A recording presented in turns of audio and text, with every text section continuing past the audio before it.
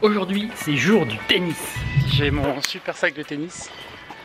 En fait, c'est pas du tout à moi, c'est à mon pote Ravi. C'est lui le bon joueur de tennis. Moi, en fait, je joue au tennis, mais je suis absolument pas bon du tout. Mais j'aime bien ça, j'aime bien apprendre. C'est, je pense, un truc hyper important, quel que soit le domaine, de continuer d'apprendre. C'est vraiment un moteur essentiel pour toute personne qui veut décupler ses résultats, qui veut avancer dans la vie, qui veut s'ouvrir de nouveaux horizons. Le sport, c'est vraiment une super métaphore de ça.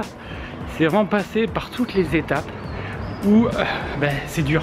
Vous êtes dans un truc qui n'est pas forcément toujours agréable quand vous êtes en train d'apprendre, mais vous le faites parce que vous savez que vous allez progresser. Et c'est sans mystère, c'est vous le faites régulièrement et vous progressez naturellement. Donc c'est ce que je vais faire aujourd'hui.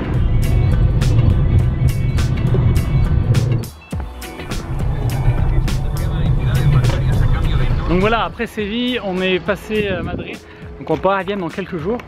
Et l'idée avec le sport et le tennis, c'est vraiment de vous améliorer.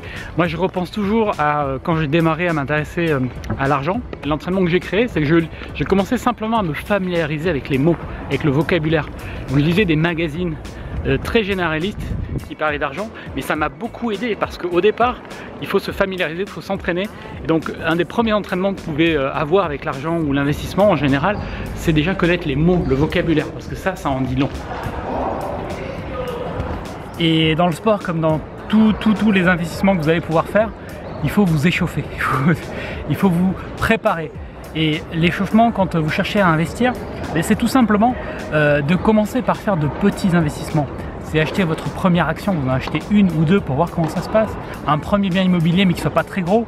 Moi, le premier appartement que j'ai acheté, il faisait 100 000 €, voilà, c'est pas un gros truc. Alors c'est gros pour certaines personnes, c'est gros par certains éléments de comparaison, mais pour moi c'était pas très gros. Après j'ai acheté 2-3 fois plus gros, voilà, et c'est comme ça que j'ai progressé. Quand on veut investir en bourse, on a la possibilité de faire des portefeuilles virtuels, c'est-à-dire que ça reproduit le schéma de la bourse, sauf que c'est pas avec du vrai argent. Ça permet de se familiariser avec certains concepts. Par contre, tant que c'est pas votre vrai argent, c'est pas du tout la même situation.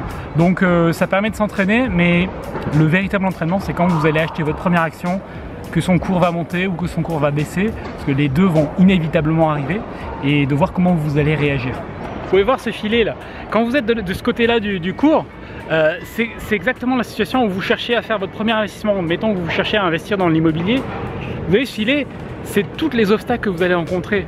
C'est le prêt immobilier que vous allez faire à la banque, c'est trouver déjà le bien immobilier, c'est arriver à négocier avec le vendeur, c'est arriver à imaginer l'opération aussi, qu'est-ce que vous allez concrètement faire de cet appartement, comment vous allez l'exploiter.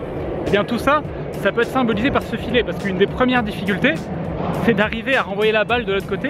Et je vous en parle en connaissance de cause, que ça a été compliqué pour moi de faire ça au début. Donc c'est de renvoyer la balle, mais de la renvoyer là où il faut. C'est pas de la renvoyer n'importe où. Et donc ça, c'est ce que vous allez apprendre en vous entraînant avec l'argent, avec l'immobilier, peu importe ce que c'est, mais en vous entraînant dans votre indépendance financière.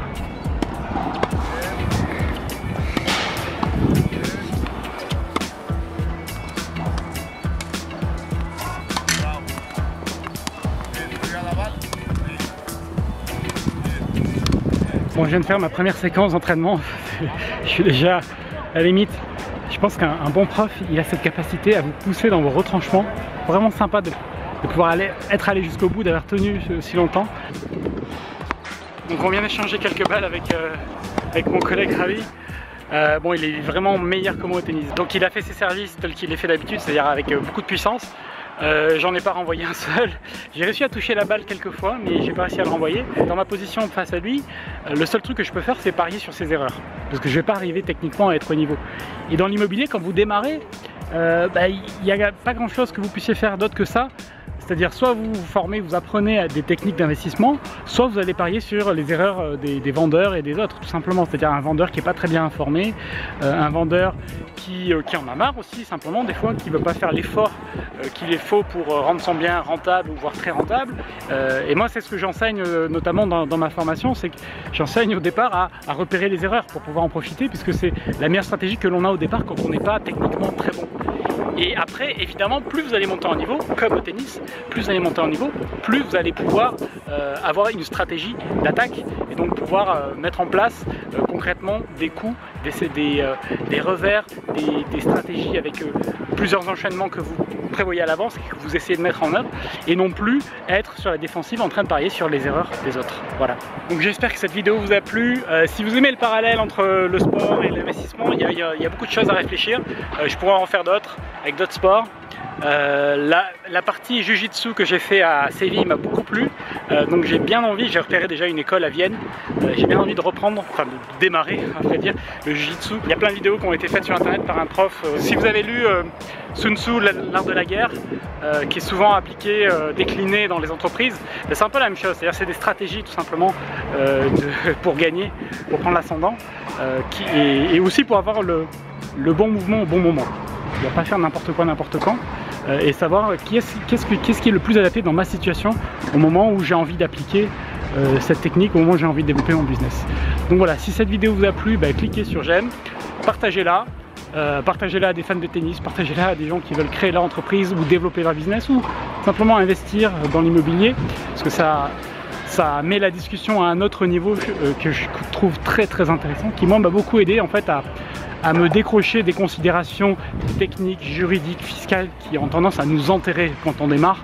On est submergé par ce type de questions qu'il faut évidemment se poser, mais il ne faut pas s'arrêter là, il faut penser à la stratégie derrière, et donc c'est ce que j'ai voulu partager avec vous aujourd'hui. Merci.